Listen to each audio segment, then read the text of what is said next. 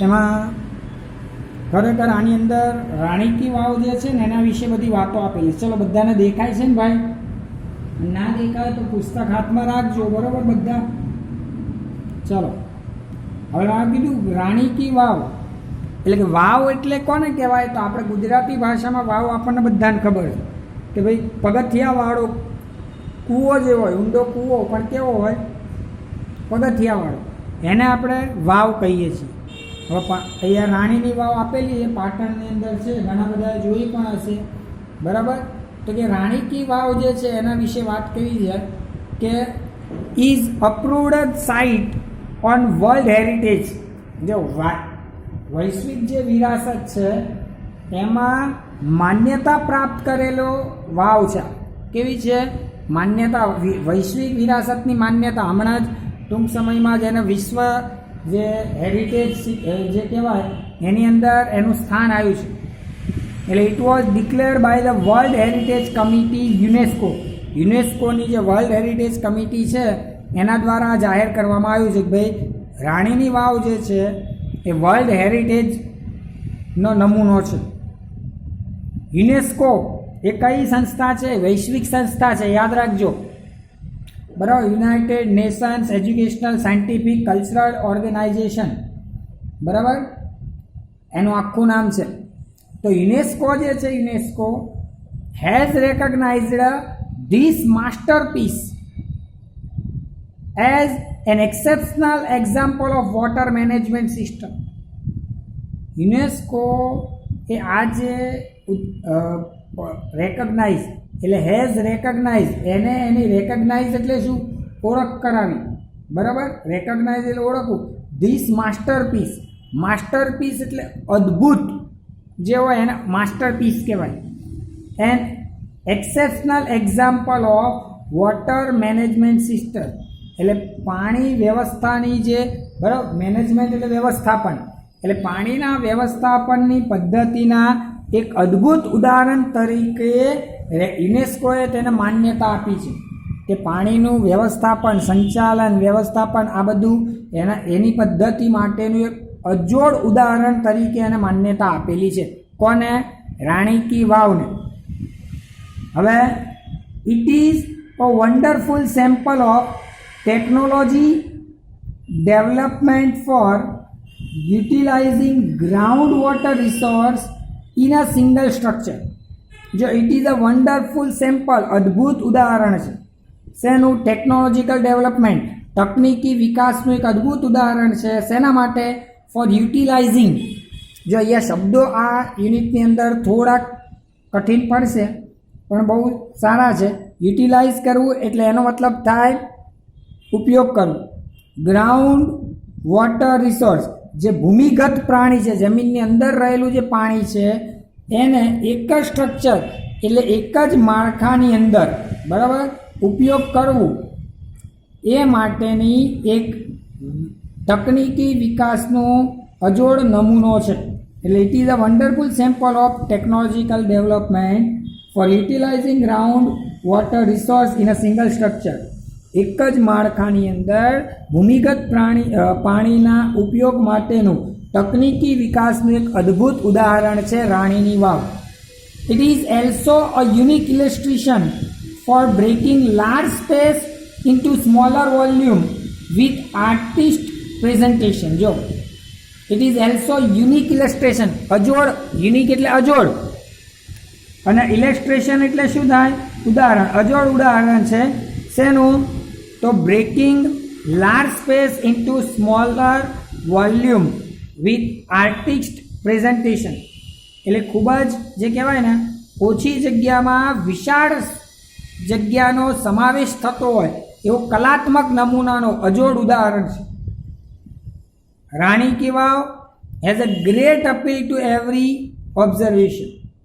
જો ઓબ્ઝર્વર, કોઈ પણ જે નિરીક્ષક હોય એને ખરેખર આકર્ષિત કરે તેવું આ રાણીની વાવ છે.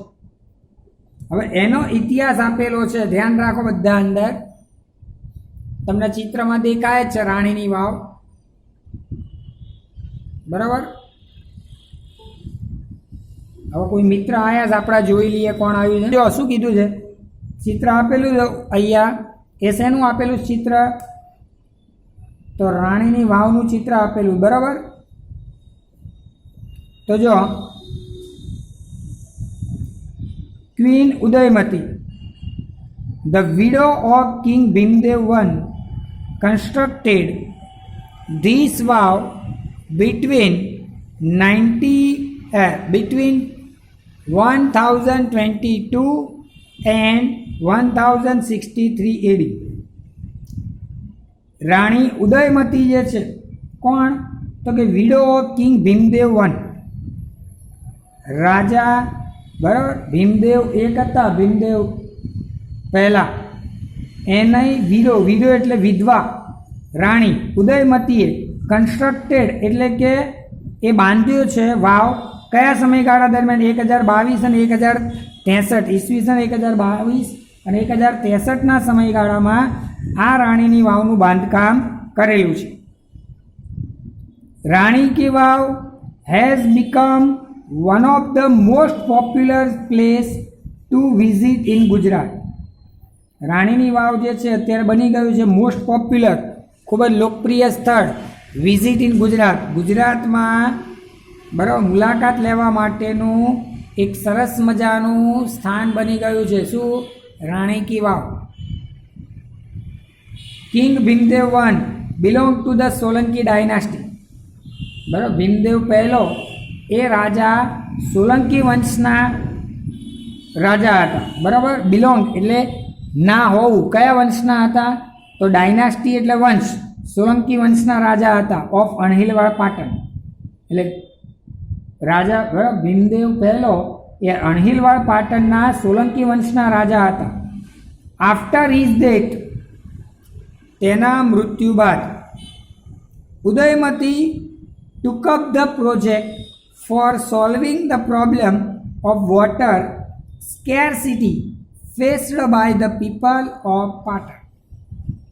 જો તેમના મૃત્યુ બાદ રાણી ઉદયમતીએ શું કર્યું? took up, હાથમાં લીધું, project for solving the problem of water scarcity faced by the people of Patan. પાટણના લોકો દ્વારા સ્કેરસિટી એટલે વોટર સ્કેરસિટી એટલે પાણીની અછત, એનો જે સમસ્યા હતી એટલે કે પાણીના અછતની સમસ્યાનો સામનો કરતે પાટણના લોકો માટે એનો ઉકેલ લાવવા માટે પ્રોજેક્ટ હાથ ધર્યો, એટલે યોજના હાથ ધરી, બરાબર. કોના મૃત્યુ પછી? તો ભીમદેવ પહેલાંના મૃત્યુ પછી રાણી ઉદયમતીએ બરાબર પાટણના લોકોની જે પાણીના અછતની સમસ્યા છે એને દૂર કરવા માટેનો પ્રોજેક્ટ એટલે યોજના હાથ ધરી. પણ શું કહેવાય છે? અનફોર્ચ્યુનેટલી, બદનસીબે, the queen also died before the completion of the structure. રાણી જે છે એ પણ આ કન્સ્ટ્રક્શન બાંધકામ પૂરું થયું એ પહેલાં મૃત્યુ પામે, બરાબર. એટલે એનું બાંધકામ પૂરું થયું એ પહેલાં તો રાણી ઉદયમતી પણ મૃત્યુ પામ્યા હતા. In the world of architecture her beautiful ideas has received an immense appreciation. જો આર્કિટેક્ચર જે છે, બરાબર, એની દુનિયામાં તેમની આ જે પ્રદાન છે, તેમનો આ જે વિચાર છે એની ભારોભાર વખાણ થયેલા, ઇમન્સ એપ્રિશિએશન એટલે ખૂબ જ પ્રશંસા થયેલી છે, બરાબર. એટલે વૈશ્વિક જે કહેવાય વૈશ્વિક, એ વૈશ્વિક લેવલે એમની પ્રશંસા થયેલી છે. હવે ત્યારબાદ જો શું કહ્યું છે આગળ? Queen stepwell or Rani ki Vav is 7 storeyed. જો હવે એના વિશેની માહિતી આપણને આપેલી, પહેલો ઇતિહાસ આપેલો હતો આટલે સુધી. હવે રાણીની વાવમાં અત્યારે હાલની પોઝિશન શું છે, તેમાં શું હતું, કેવી રીતે હતું, એ બધી વિગતો છે. તો queen stepwell or Rani ki Vav is 7 storage structure. આ જે રાણીની વાવ છે અથવા તો સ્ટેપવેલ જેને કહીએ આપણે, એ 7 માળનું સ્ટ્રક્ચર છે. આખું માળખું કેટલાનું છે? 7 માળનું છે, ધ્યાન રાખજો. ધીસ ઈસ્ટ ફેસિંગ સ્ટેપવેલ, જો પૂર્વ મુખવાળું એટલે પૂર્વ બાજુનું મોઢાવાળું આ જે સ્ટેપ વેલ છે એમાં 64 મીટર લોંગ 64 મીટર લાંબુ છે, 20 મીટર વાઇડ 20 મીટર પહોળી છે વાવ, એન્ડ 27 મીટર ડીપ અને 27 મીટર ઊંડી છે. જો એનું માપ આપેલું 64 મીટર લાંબી, 20 મીટર પહોળી અને 27 મીટર ઊંડી છે. each sculpture, passage, pillar and pavilion in this magnificent structure has enchanting carving. જો each sculpture એટલે તો સ્કલ્પચર એટલે સ્થાપત્ય કૃતિ, જે મૂર્તિઓને બધું બનાવ્યું છે એની અંદર એ બધી જ જે કલાકૃતિઓ છે. પેસેજ એટલે ખુલ્લી જગાઓ, પિલર એટલે બધા થાંભલાઓ, અને પેવિલિયન એટલે એની જે ગેલેરી છે બરાબર, જેનું પડસાળ કહેવાય છે બરાબર, એ ગેલેરીની અંદર પણ શું કરેલું છે? મેગ્નિફિશન્ટ બરાબર, એન્ચાન્ટિંગ કાર્વિંગ. એન્ચાન્ટિંગ એટલે આકર્ષક અને કાર્વિંગ એટલે કોતરણી થાય. એટલે આ અદ્ભુત માળખાની અંદર જો મેગ્નિફિશન્ટ સ્ટ્રક્ચર એટલે અદ્ભુત માળખામાં દરેક સ્થાપત્યકૃતિ, જગ્યા, થાંભલા, ગેલેરીઓ આ બધું જ આકર્ષક કોતરણી કરેલું છે. On it side wall there are around 800 sculpture. તેની જે આજુબાજુની દિવાલો જે છે એમાં 800 જેટલી શિલ્પકૃતિઓ છે. કેટલી કૃતિઓ છે? સ્કલ્પચર કેટલા છે? 800. આ યાદ રાખજો. હવે આગળની વાત કરો તો there are nearly 400 big sculpture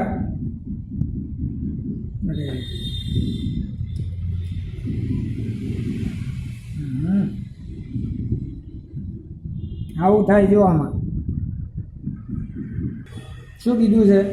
there are nearly 400 big sculpture of different gods and goddesses in the Vav at present.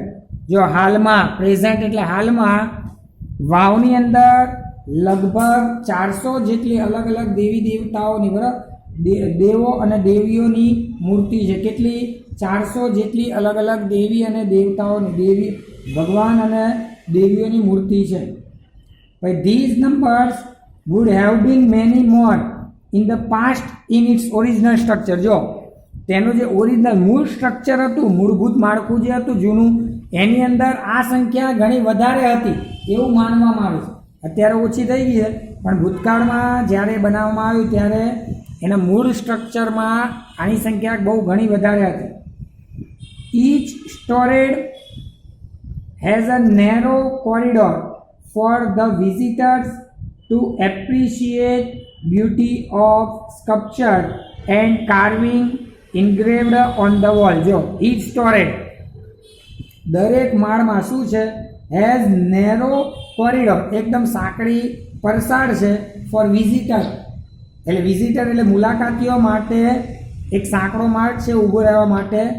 શાના માટે? તો appreciate beauty of sculptures and carving engraved of well, એટલે કે મૂર્તિઓની સુંદરતા અને દિવાલ પરની કોતરણીઓને નિહાળવા માટે દરેક માળમાં થોડીક જગ્યા રાખવામાં આવેલી છે.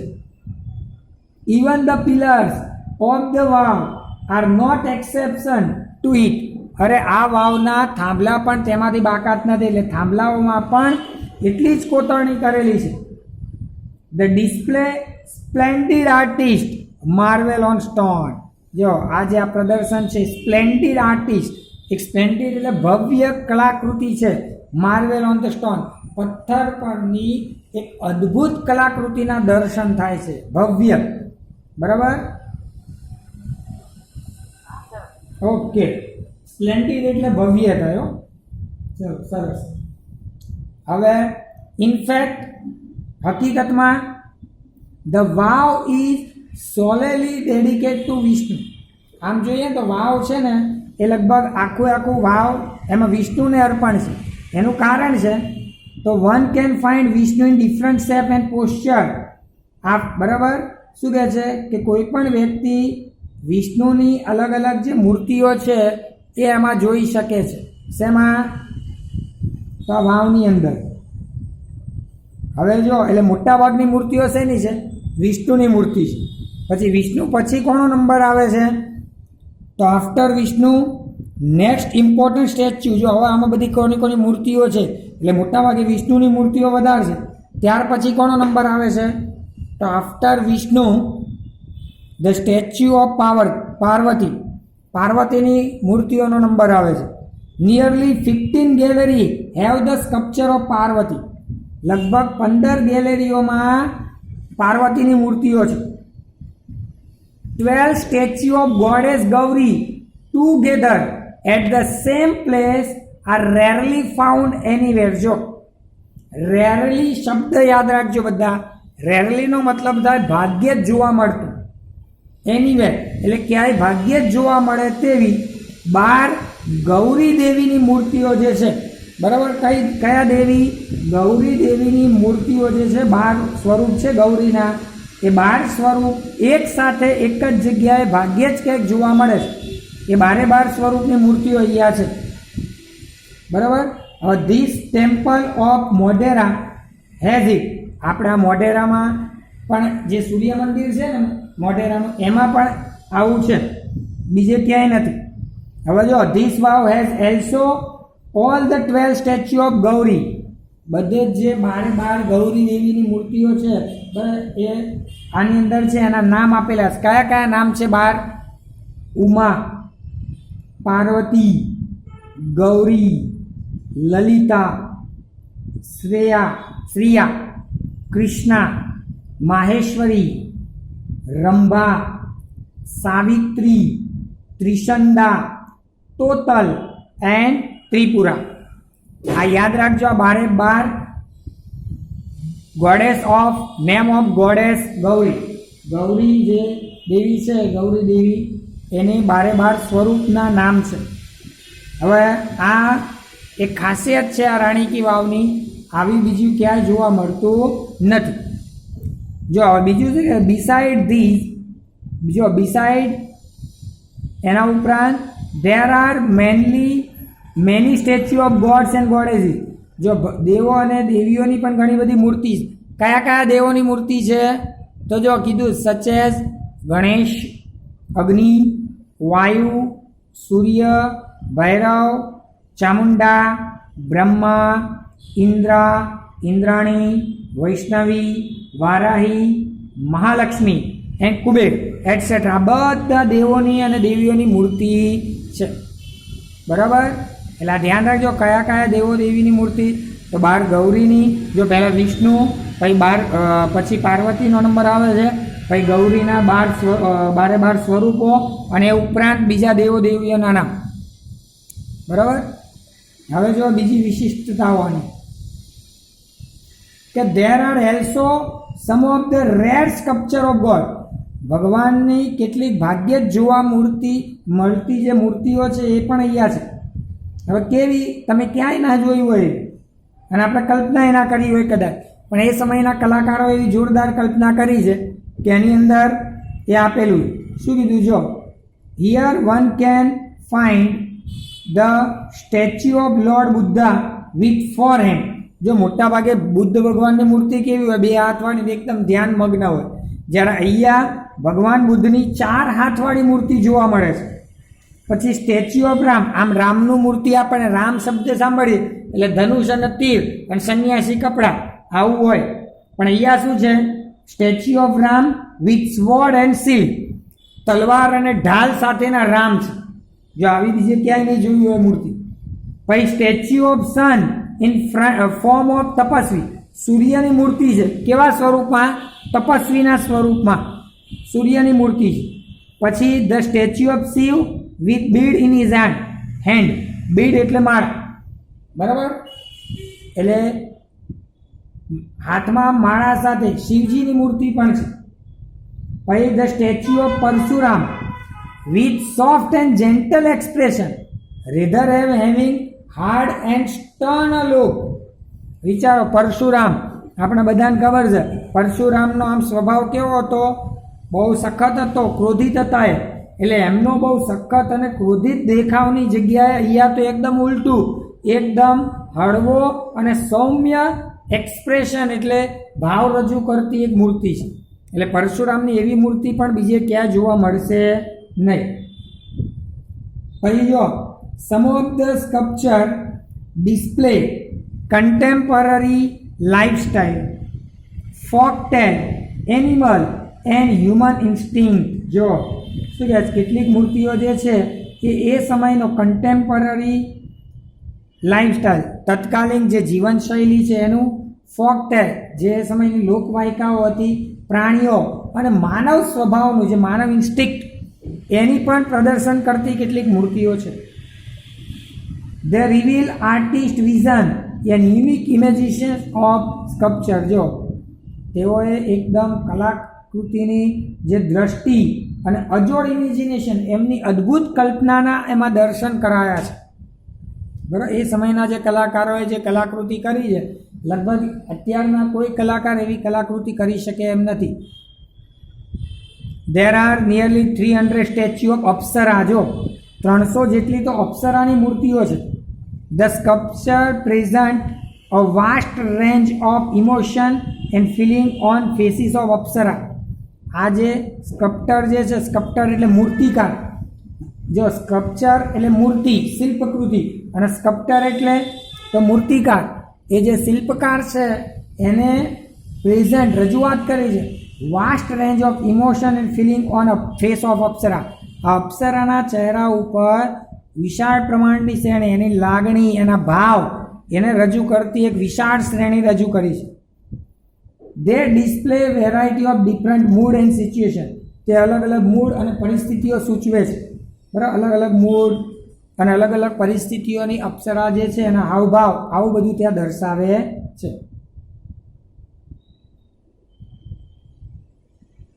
હવે જો